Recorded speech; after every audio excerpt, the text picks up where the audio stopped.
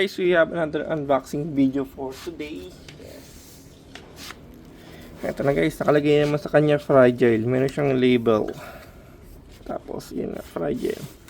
So, buksan na po natin siya. Yan, nakabox naman siya. Yan. Okay.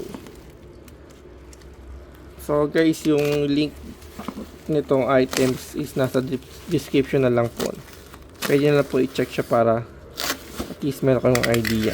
So, tanggal ko yung naka-plastic. Okay. Ito na.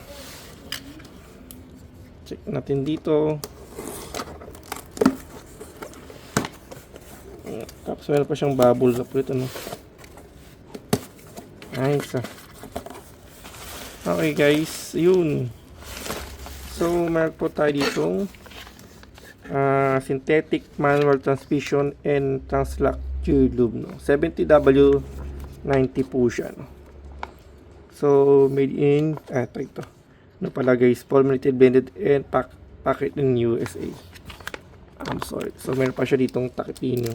Nice. Okay, yung ating resibo. Okay. Wala siya kasamang sticker.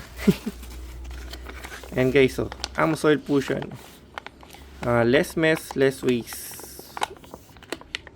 Synthetic po siya. So API GL port po siya, no?